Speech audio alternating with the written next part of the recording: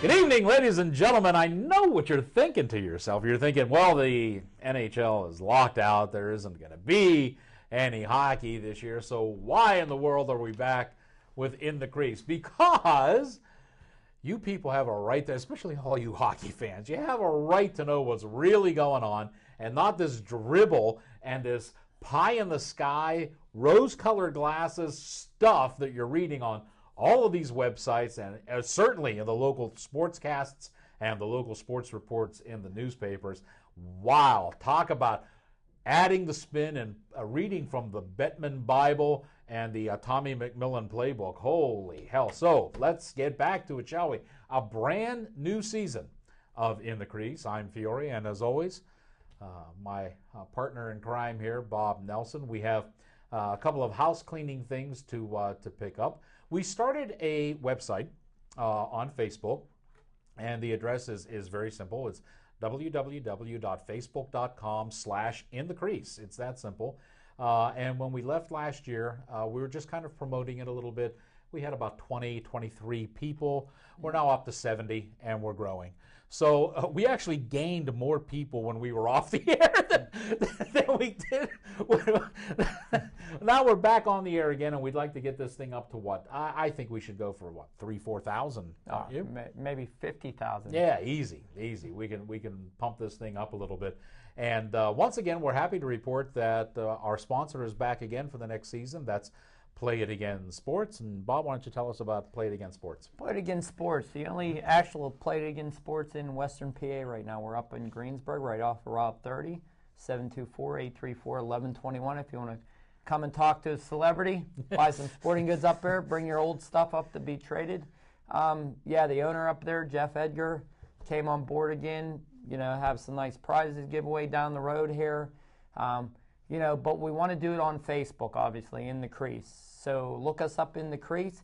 It's a great thing. We're going to put some tidbits on, some nice photos on there that we might not be able to show on TV. Right. A little bit more risque on that program because, we are dealing with public access channel here, and we're happy to be back on Bethel Park TV here.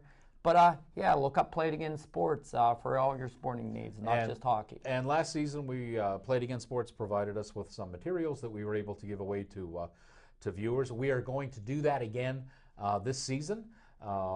They being the folks that Play It Again Sports, have agreed to provide us with a bunch of hockey paraphernalia that we'll put out a name. And how we get these names is how you interact with the Facebook site. So every time you either, if someone joins and likes it, or if someone makes a comment or adds an opinion to one of the posts, we throw your name into a helmet here, and then before the show we will reach in, pick out a name, and you'll get whatever the prize is for that week. And we have some nice prizes lined up for this season. So it looks like it's going to be a whole lot of fun, and we thank Play It Again Sports for sponsoring the show once again and coming along with us. We have an awful lot of things to talk about. Of course, the lockout is going to be the big one, but a couple of things, housekeeping things, if you will, that we need to pick up beforehand. On the last show before we said goodbye for our summer break, we had mentioned hey we had mentioned Carrick Davis, and we talked about how he was holding a goalie camp in town, and he was working through the Mount Lebanon Ice Arena on Cedar Boulevard, and we're wishing Carrick well. And we're happy to report there has been an addition to the story. Go ahead, Bob. You want to tell them what's happened to Carrick? Yeah, he signed a deal in Finland. He's playing hockey over in Europe there. Good deal for him. Just because you're 25, 28 years old range, don't mean you still can't play professionally somewhere. That's It's right. all you kids that have that dream. There's one kid that's living it, so don't ever give up your dream if you still want to make it to the next step in hockey. Absolutely, and we certainly wish Carrick a good time over in Finland. As we're taping the show, they're about 6 games into the season, and Carrick's played about half of those, and he's having a blast over there. So, Don't drink the water. That's Mexico. Finland, I think you can drink it just about anything over there. They have some fine vodka coming out of Finland. Yeah, you don't want to drink the water when you got vodka to drink. True. Come on. That is definitely true. And we decided a long time ago to not talk about local hockey on the show, but stick to the pros, because certainly there was enough to fill a show with the pros. But we do have to mention something big that's happened, and I'm sure most of you folks know about it. The ice rink in Bethel Park has been sold, and it's been sold to the YMCA. Now, YMCA, gotta stay at the YMCA. Don't ever do that again. And Bob, you know a lot about the Kratzkas and everything that was going on, and why don't you fill everybody in on that kind of thing? Ew, put me on the spot. I did indeed, because I know you have some feelings about it. I will say this. That originally, when they sold the Bethel Park Ice to the YMCA, don't you stop that. The YMCA originally was going to tear out both sheets of ice. Correct. And they were not going to have any ice in there at all. And apparently, there were a lot of people that made some noise. I'm sure you got a lot more info on that. And now I believe, as it stands now, the YMCA said one sheet of ice? One sheet of ice. The Okay, Penguins actually stepped in. Mario's group stepped in and said, hey, you can't do this to hockey, especially in the South Hills, where everyone knows that's where the hockey teams play. I mean, no offense to the north side of town or the east side of town or west side of, but the south side of town is where the hockey roots are. That's where you have your powerhouse hockey teams, your St. Clair's, your Bethel Parks, your Mount Lebanon, your Peter Township, your, all your great organization, your Shaw Haas, the Predators, all the good hockey is based out of the South Hills, in my opinion. That's where all the talent comes from. And it's proven. Look at R.J. Umberger, Zeiler, Medora, all these kids, came out of the South Hills. So the Penguins stepped in and said, hey, you can't take these organizations and expect them to find ice in 6 months to a year time. So the agreement was 2 years. Once all the contracts run out, then from what I understand, I believe the community, the Bethel Park High School team can, I believe, still practice there after school. And I believe there might be something put in a contract where I believe the Shaw team can still practice there and maybe play their games. Or other than that, it's going to be one side ice. The other side's possibly going to be like a workout room and a swimming pool. I haven't really seen the blueprints yet, but that's what I was told. This deal has been in the works for 3 or 4 years. This rink has a little bit of sentimental value to me since I worked there and spent a good amount of my adulthood working for the Kratzes and Blade Runners. I'm going to miss the building. I still play hockey there every Sunday, usually in the summer, plus my men's league team that plays out of there. So it has a special value, especially with all the people in this community that work so hard to keep that rink in Bethel Park and to get it open. That's right. That's the people I feel bad for, like the Kathy Santors and the families in the communities, the Bethel Park people when this rink first got to open, to fight to get this rink in there, knowing that the school district, the school board didn't want this rink on the property. Not at all. And all they'd rather do is have their kids play in the middle of the street and, drink beers in the cemetery and do things that most kids that age shouldn't have the opportunity to see or do. They should be playing sports or interacting. And this is going to be I think, a big hit on the community of Bethel Park, and I really think they're going to miss having their facility. Yeah, I couldn't agree with you more. In fact, we'll open up a little old wounds here, but you and I were both very, very vocal about this rink when it was coming in. I don't think it's a surprise to anybody that there were members of the school board at that time. And the school board, the Bethel Park School Board, no matter what guise it takes, has a bad rep. Let's leave it at that. Yeah. But at the time, there were members of that school board that wanted that property for their own reasons, and we butted up heads against them. Yeah. At the time, I was working at Bethel Park High School, and those members of the school board were so infuriated by the fact that I was pulling for that ice arena that they prevented me from getting a contract with Bethel Park teaching up there. And you weren't the only one they blackballed. No. Anybody who supported that rink was blackballed. And the worst part, they didn't want anything to do with that hockey team until they started winning state championships. Right. And they couldn't even pay for the buses for the kids to go up there. Absolutely right. And Blade Runner showed some class because Billy Kratz had paid out of his own pocket to get those kids a bus to get them to their games. Where was the scoreboard then? Yeah. Don't tell us you're for the rink when it's going good, but you're not for the rink when you have other issues that you want that property. That's right. That's exactly right.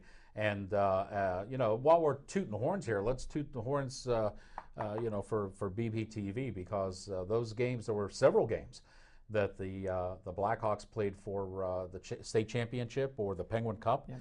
And we got the TV crews, and we went Correct. down there, and we not only there was no support coming from the school board at that point, Nope. getting us through. We had to fight the unions to get into the Civic Arena. They wouldn't let us in and stuff. And then the one game, we traveled all the way up to Philadelphia, ran into Dave Schultz, and had a blast up there, giving you the championship game from Philly. And that was the last time these games were broadcasted in yeah. high quality. Absolutely. No one else is going to do this kind of stuff. I mean, when we do things, we do them upright. But bottom line is, why do you think Bethel Park, was the hockey powerhouse it did? It had a high, television. It had the rink right in the back. And now all that is in jeopardy because of because of the sale. But as you say, the sale was, I think it was in the works for longer than 3 or 4 years with YMCA. But I think they were looking to unload that property for quite some time. And if the rumors are true, they're going to unload the other property. I think the only one that's safe right now is Harmerville. Correct. Right? There are still persistent rumors coming out of Castle Shannon that Ralph Marovich is getting ready to sell Ice Castle. I don't know. You put any stock in those rumors? They've been around for a long time. Yeah, because when taxes come due, Yeah. and there's rumors floating around about that. He's been back and forth with the boroughs about the sewage problem down there and some other issues, and he might be forced to sell. Yeah. Just like Jim Murphy up in Rostraver has Yeah. been trying to sell that rink Long time. for years, but problem is he's just asking too much. Yeah. Property's great up there. I think that would have been a great place to put a junior team, a real nice junior team, because he has a property for dorms. It's a nice building, with that old wooden roof before, it collapsed. That was a beautiful ceiling on that. It had a good old Canadian barn atmosphere. He does have the property out there, but, when you're asking that much for a rink, and then there's really no teams that want to go out there because it's so far away from, the city. Yeah. So hockey Yeah. in Pittsburgh could be a rink shortage. We could be getting back to those 3 a.m. practices again. Yes. Yeah. What goes around comes around, and it's a shame. Like I said, we don't like to highlight local hockey a lot, but it's a shame that the property was sold, and the school district had a great thing there. I mean, when it first opened up, they were actually using the rink as part of their gym classes, letting the kids go over there. And then once again, you got a crew in there on the school board that was just adamant against it, and they just, some people just they have their heads so far up their behinds they just can't see the bigger picture. But those original people that were on that school board, I remember your names. I will come to your funerals. I will laugh. I will sing. I will dance on your graves. Let's get on to some real good stuff, shall we? Here, as far as the hockey is concerned, not only are we losing a stable base for local hockey here, I think we're losing the base for professional hockey. There have been 4 major lockouts of the National Hockey League since 1994. That's more than any other league. And out of those 4 lockouts, the Putz, the bald-headed, no good, rotten little bastard Putz, Gary Bettman, has engineered 3 of them. This latest one shows his absolute idiocy and stupidity. And, when this guy first took over, I was on the show ranting and railing about he was absolutely the worst thing that could happen for hockey. And in 20 years, he has certainly appeased and made the owners very, very happy. Otherwise, they would have dumped him a long time ago. I just don't know how. But he's not good for hockey. I just don't know how he can walk around in a suit with a pair of goalie knee pads on. That's all I want to know. He's got his head so far wedged up the owner's behind. Yeah.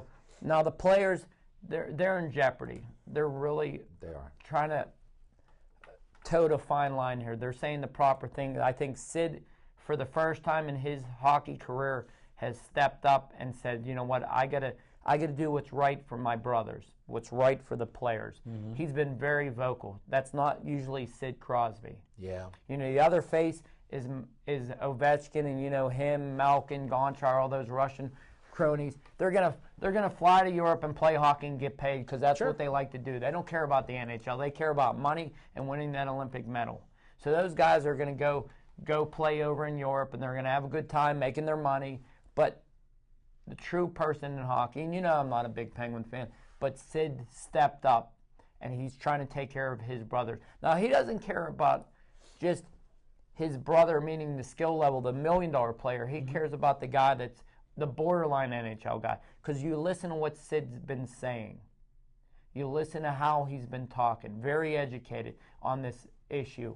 And I believe Craig Adams has been a big influence on him because Craig, great educational background. I think he's important for this to go forward, even though people are like, Craig Adams. Yeah, Craig Adams is, I believe, the Penguins player rep. Yeah. Very intelligent guy. Obviously, you know where he went to college at. So he has a great education behind him.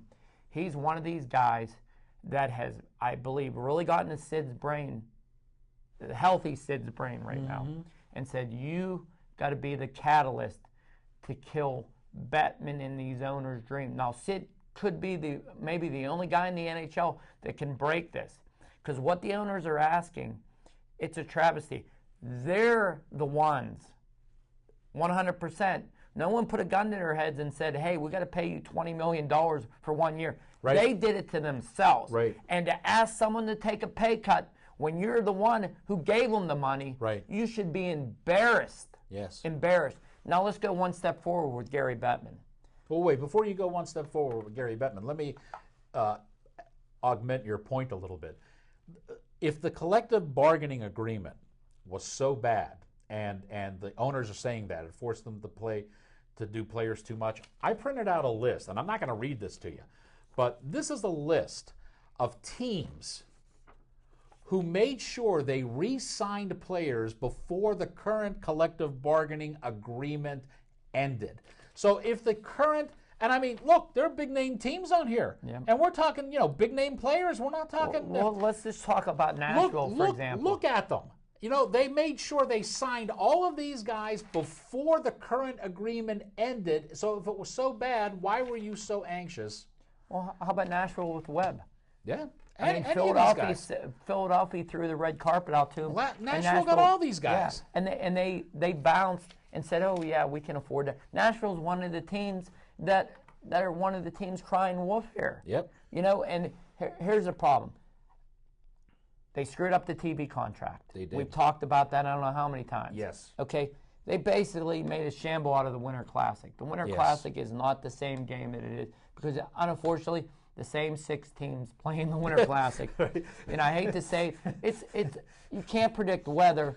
So, okay, if the Winter Classic is the NHL's Super Bowl, then why are we playing the Stanley Cup? Why are we playing the playoffs? That should be where the fans go to watch. Okay, if you're putting all your eggs into one game's basket, should it be the Stanley Cup or should it be a Winter Classic? Because the Winter Classic to me is just a meaningless game. It's a money that's thing. Played outside. Yeah, it's just a money thing. And you know what? That's all these owners care about, and that's all Bettman cares about. That's money right. in their pocket. They don't care about anyone else but themselves, and they don't understand that it's destroying the sport. It is. It's already destroyed the sport, but it's even carrying it one step further here. They're making the opinion that these players are greedy. Well, you know what? I'm sorry. You guys out there watching this, if someone offered you $5 million for 1 year and you have a family support, are you going to say, no, I'm not worth it? There's guys that are borderline NHL players that can do one thing right, maybe a checking line center. They're getting paid outrageous amount of money. They are. And you look at a guy like Sid Crosby, renewed his contract for the same money that he made the last contract per year. Now, are you going to call Sid greedy? When he's healthy, he might be the best player out there. Now, the Penguins took a risk of signing him because he's one hit away from being out of hockey. But he could have held ransom. He could be the highest paid player in the NHL. And look, that's what Sid did. He's setting the example. He's setting precedent. Now, how about the owners stepping up and doing the same? Yeah. My sources are telling me the Winter Classic will be the first NHL game of the season. And that's usually in January? Correct. January 1. And why would they want to shut everybody out that long? Because they want the players to budge. Now, see, this gets into what I'm saying. This lockout has nothing to do with the CBA, has nothing to do with money, because the percentage they're arguing about is really not that great. I think it has to do with ego. Correct. And a lot of the owners ego, have more of it than the players. Yes, and the last time this lockout happened in 2004, they did not have strong representation in the players' union. But now they do. And as a result, they caved. They literally caved. And Bettman is telling these owners, and I'm sure he has them drinking the Kool-Aid, these guys are ours. We can bend them to our will. We can force them or make them do anything that we want them to. But they forgot one thing. A guy named Donald. Exactly right. The players' union went out, got Donald Fuhrer, and they're backing him up. He's stronger. They should have had him the first time. This never would have happened. But here's the problem. It's too late for him to do anything. Here's the problem why they didn't get him the first time. Because they didn't think they needed him. They thought they had the ball in their court. Yeah. But when you have an owner coming to you and saying, and this is the best thing that Donald Fuhrer could have did, when they said, we ain't sharing our luxury boxes taxes with the players. You know what Donald Fuhrer's comment was? If you don't have a game, you don't have money to fill those luxury boxes. Right. So it's like, what came first, the chicken or the egg? Yep. And that's exactly what he told the owners. Now all of a sudden these owners took a step back. Yep. They gave them a bullcrap contract, basically. They presented it in front of the Players Association. Well, obviously, your first contract that you're going to offer someone else is going to be lowball. Sure. Until you can find a happy medium. It's going to be everything that you want and nothing that you really want to give up. Sure. It's like a police pulling you over and giving you a ticket for speeding, and he's going to give you a ticket for your seatbelt. Yeah. He's going to give you a ticket for texting. He wants the big money ticket. So he's going to drop those other 2 tickets to you just to hit you with the big ticket. Sure. That's what the owners are doing here. They're going to give you everything that they want. There's one point that each side wants really strong. Mm-hmm. And until that comes down to justification where both parties are sitting down in a room and the clock is ticking, no one's going to move their feet till game 1 is canceled. Mm-hmm. Until they make that announcement. Neither team are going to budge. It's like a tug of war here, back and forth. But the minute that they realize that they're not going to push the players around, and when Ferris says, hey, we're going to countersue you, we're going to do this to you, when he starts putting his ducks in a row and these owners start panicking because now all of a sudden they have no money coming in. And then what's worse is what they're doing is season ticket holders. I don't know if you know, we're going to give you 1.5% back if you let us hold your money. Yeah. Well, how much money, if everyone's paying their season tickets fee, how much money are you going to make off of that if you just bank and put it in a bank? It's not going to be 1.5%. Right. It's going to be a lot more than that because season tickets are expensive. Sure. And the other thing I think the NHL should do to apologize to the fans for keeping hockey off the TV, hockey out of the rinks, first week of the season should be on the NHL owners. You're a season ticket holder. They should refund the first home game that you go to in everyone's rink. Yeah, that'll never happen. You want to show them that you won hockey? Take care of the fans. Yeah, that's never going to happen. The fans are the last ones I think of. You know, we run into a couple of problems here, Bob. I said on Facebook that they're reporting that roughly 30% of the current NHL players have already signed contracts to go play in Europe or the Russian league. Here's the problem. My sources say that's bogus. It's actually up to 57%. Over half of the players have signed contracts. Now, but here's the problem. If they go over and play and the NHL decides to come back in January, what's to keep these players from saying, forget it, I got this season? But here's the problem with that. You got good information, but the problem is the Russian league, they can't sign all those people, first of all, because they have what's called a trade agreement with the United States or North America. Mm-hmm. They can only sign a player, I think it's up to a third of his contract. Like, for example, if an NHL guy is making $8.7 million, mm-hmm. they can only sign him for a third of that. Okay. They can only sign X amount of North Americans. So all the European players can definitely go over there and play over there. Mm-hmm. Some of those European players might not be able to come back for a year or two, mm-hmm. depending on how their contract's worded. Like, for example, maybe a Sergei Gonchar might have to stay there 2 years to get the money that he wants. Sure. The other thing the NHL is not remembering is you go over and play in the K, that's tax-free money there. That's right. They bring it in a brown paper bag for you. That's right. Now, the North American guys, if they go over there, and we're not talking about the SIDS, we're talking about the mediocre player, they might have to sign a 1 or 2 year deal. They'll make as much as maybe they should be making, but there's only going to be X amount of those guys on every team because they still have an agreement with their own people that the roster, if there's a 20-man roster, I believe only 5 can be from North America. Yeah. They have to take care of that. Yeah. So I think there's not going to be enough room for some of these players to play. There's a little bit of finagling going on there, too. Now, plus, a lot of the NHL teams have sent, like the Flyers, for example, have sent 26 guys. Yes, they're all in the AHL. Yeah. Well, let's hold on to that thought for a minute because I want to talk about the local guys. John Ziegler, who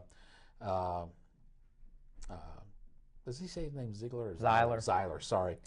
Sorry, John. John Zeiler. But his teammates call him Ziggy all the time. That's where I get the thing. Anyway, John Zeiler, as you know, was with the Monarchs in the AHL, then went to the LA Kings. He's now playing in Europe. Yeah. He loves what he's doing over in Europe.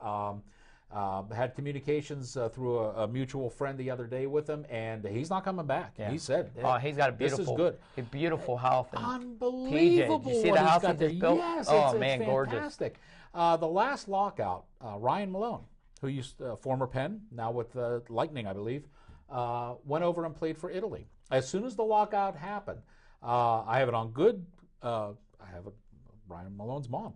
Team Italy contacted him, said, "We got a spot for you. As soon as you want to come over, you're here."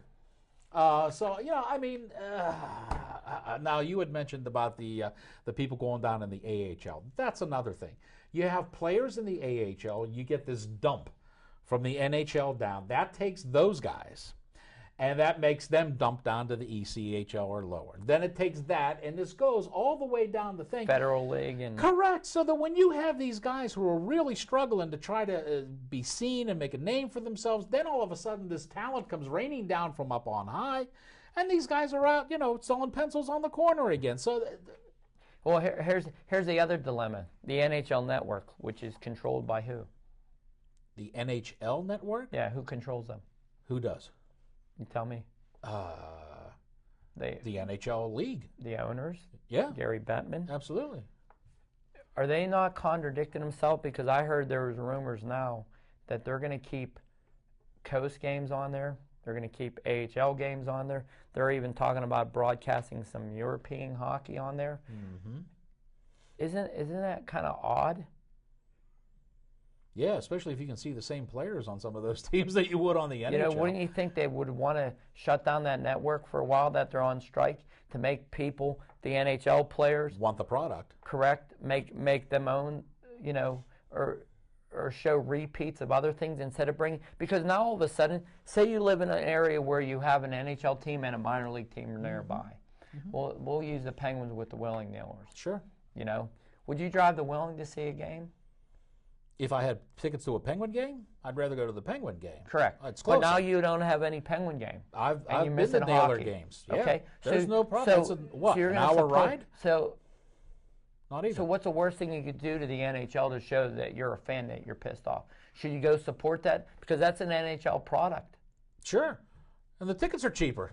Yeah, but you might lose fans because once you get on and taste the Willing Nailers hockey, it might not be better hockey, but they're playing hockey. It's cheaper. You can afford to take your family down there. When they locked out in 2004, this is already 2012. The league still hasn't recovered from that lockout. Correct. It's been 8 years, and it hasn't recovered from that lockout and the fan base that it lost. What are they accomplishing by this one? And if the owners want to make more money, instead of taking out of the players' mouths, you know what the owners should do? Do what football does, do what basketball does, do what baseball does. How come we don't see any commercials of hockey players for Coke, Gatorade, anything like this? Companies like Bauer, CCM, Reebok. How come we don't see commercials on national TV? You see Peyton Manning, you see Deion Sanders in little wings on their shirts for DirecTV. You see Eli Manning, you see Ben Roethlisberger, you see Troy with Head and Shoulders. How come we don't see any hockey commercials? You want to make more money for the league? Get the faces of the league out there. That's right. That's right. That's one of the things Zeiler said. He's got not only his contract with the team he's playing for, but he has all these product endorsements. He's on commercials and everything. Robert Ash. People love him over there. When he was playing over in the K, and now he's in, I think he's playing in Germany now, maybe, or maybe in Switzerland. Yep. But he does a commercial for shampoo over there. He does a food commercial for their Giant Eagle or whatever they call over there. I mean, he said, I do more commercials than practice. Now, we had Pete Aubrey on the show. He loved it playing in France. Loved it. He liked the wine, though. Oh, well, yeah. I think his wife liked the shopping, but his budget didn't like the shopping, that's though. True. Another player, big name, San Jose as captain, Joe Thornton. He's already said bye. He's playing in the Swiss League, starting this weekend. He said, "Okay, lock me out. I'm still playing." Yeah, that's and guys at his age, they got to still play. Sure. And what do you think? I really am a firm believer of this. Why do you think some of the guys got out of hockey when they did? Like, say, a Mark Recchi. Some of these older players that are in their late 30s, early 40s. They didn't want to go through this? They don't want to live this nightmare because once you stop playing when you're that age, your skills just start to diminish. So why do you think some of these guys may have retired a year or two earlier? Now, for a guy like Chris Pronger, this lockout might save his career. Because I would have believed this year he's not going to step on the ice because he's still having problems. But maybe if they lock him out for the whole year, he might be able to come back after that concussion. Another guy, Sid Crosby, any of these guys with these concussion-like system, that might help them to be locked out a year. Oh, yeah. Well, look at Timmy Thomas. Was he smart or what? I mean, people are looking at him saying, oh, he's a creep, he did this. I think he's the smartest guy in the NHL right now. Decided to take a year off. Yeah, he does have some things going on with his family, but he's got that year to, and this should all be cleaned up one way or another in a year. He don't have to deal with the headache, the political stuff he has to go through. That's right. He's taken this. And you know what? I have to say this because I heard a rumor, and it's from a secondhand source. So, it's a little shaky, but I had to bring it up to you because what I heard was that your team, the Philadelphia Flyers, who have had horrendous goaltending over the last few years, have already inquired about Thomas's rights for next season from the Boston Bruins. And the funny part is they acquired on it. They wanted to make a deal for his contract this year. Because of the lockout, the Bruins were like, we kind of don't know, and that's why Michael Leighton is the backup in Philly. It's they didn't go out and really sign any big name because they know he's going to take a pay contract, pay cut. He'll go back to the A. He doesn't care. He's happy being a number 3 guy. They move Thomas in, move Brisgaloff to the 2-hole. Yep. Right, Thomas, and then rotate both of those guys because Thomas is getting up there in age. Sure. But if you have a good guy to share time with Thomas like they had in Boston with Tuukka Rask, now all of a sudden Thomas has that playoff experience. He can get your team to the cup. And Philly has what they haven't had. And a solid netminder. And Thomas is one of those guys that I think would fit Philadelphia's riding work ethic very much so. Very much so. We might actually have a commonality if that happens. I didn't want to get distracted there, but we got to bring this to a close. We're running out of time. So, Bob, in the closing minutes, if what you heard is true, if the Winter Classic is the game they're aiming for and the players are locked out until January, what are the effects you see from that happening? Well, first of all, I see a lot of empty seats in NHL arenas when they come back to playing. That's the first thing I see. Number 2, I see the retail end of hockey picking up. We got some new stores that moved into the area. I think there's going to be more people playing hockey because there's going to be more money to be used because you're not wasting on playoff tickets. You're not wasting on NHL souvenirs. Just won't have ice. Yeah, but I think more people are going to start maybe playing street hockey because they're going to miss it that much. The guys that have always played hockey might end up playing more because they're not going to be sitting in front of a TV at a bar, restaurant. And I think the NHL is very selfish by being locked up because it doesn't only affect the players, the owners, the management team, the people that work in the ticket sales office. It affects your whole culture. It affects bars and restaurants in your neighborhood. It affects communities. When you have a hockey team that, your, say, downtown area of Pittsburgh, which is dominating, been a slow area when the hockey season's not up on that uptown area. Right. The restaurants, the hotels, people are going to be, maybe not laid off, but, Steelhead Grill, the Super Bowl Sure. down on, you know, all these businesses are being affected by it. Absolutely. Now all of a sudden your money's not going back to the city. People might lose jobs over it because you have to lay people off if you're not busy. Yeah. You know, hockey night in Pittsburgh, Super Bowl used to pack them in before the game. Yeah, yeah. Now there's two All those servers. play, even so the everyone hotel gets thing affected down by there, this. yeah. And I think the only person that can make this happen, he's not strong enough to make it happen. He's let it on his watch how many times be locked out. First thing I think the players need to do is decapitate Gary Bettman. I think they need to get him the hell out of there.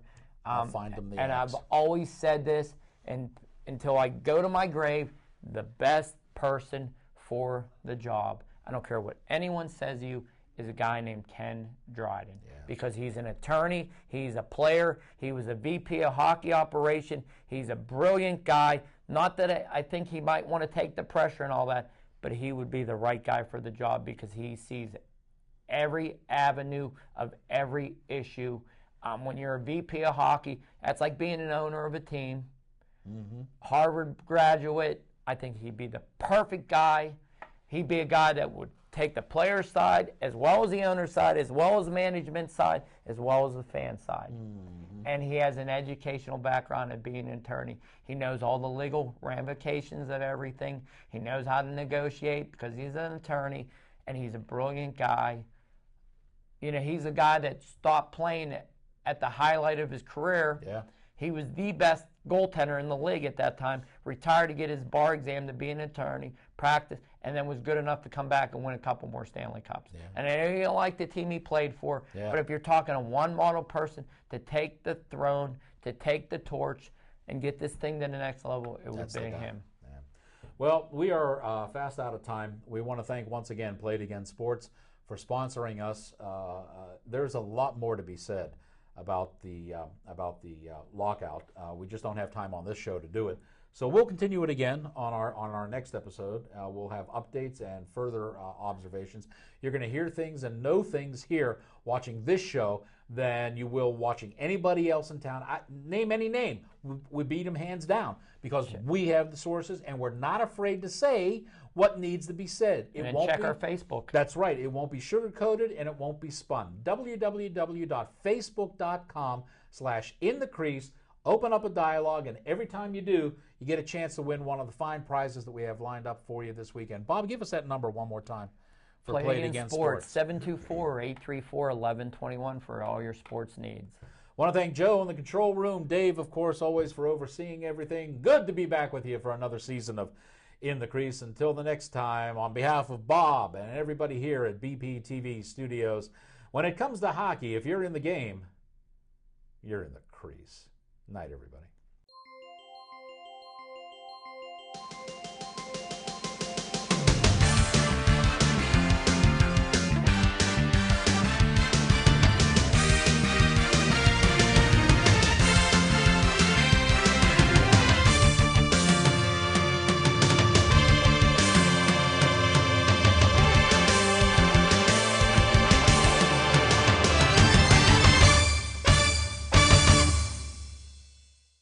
Illegal is illegal, and that's what we have to take care of it at the border.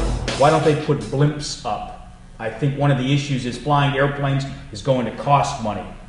So I'd throw out, put a blimp up there, run blimps from both sides of the fence line, and they run probably at a... How can Mr. Bolt have it so wrong? That is one of the worst ideas I have ever heard.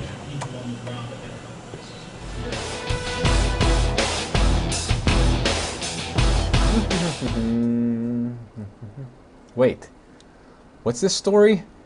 Military surveillance blimps tested at the Texas-Mexico border? Bolt had it right all along. Oh man, never gonna hear the end of this one. Good morning, this is Mr. Bold calling for Mr. Dave Cable. Back in 2006, Mr. Bold was on Bethel Park right now, and if Mr. Bold recalls correctly, he was poo-pooed by Mr. Dave Cable back in 2006 for really being a wacko when it comes to suggesting blimps along the border. I told you back then that I hoped that I never saw anything official using the word blimp. Well, much to my enjoyment, the word blimp has been used in an official article when they talk about patrolling the borders.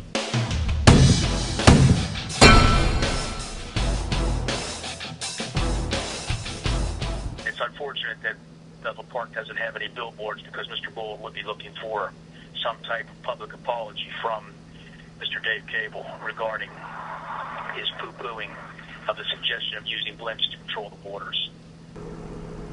I await your call. Thank you. I deserve that. If you could do one thing to help prevent 36,000 deaths, help decrease hospitalizations and the spread of disease, what would it be? Get a flu shot. Influenza is a serious disease that can lead to hospitalization and sometimes even death. The flu can affect people differently. Even healthy people can get very sick from the flu, spreading the disease throughout the area. In 2011, the CDC reported that 20% of the U.S. population contracted the flu, with over 200,000 people being admitted to a hospital for flu-related complications. By getting a flu vaccine, you can reduce your chances of getting the flu and the possibility of spreading the flu. When more people get vaccinated against the flu, it decreases the spread of the disease throughout the area, making your community a safer, healthier place to live. Tri-Community South EMS is offering free flu vaccines to adults in our local communities of Bethel Park, South Park, and Upper St. Clair. So do one thing this year. Get a flu shot. It can save your life as well as others. For information on flu shots, contact Tri-Community South EMS.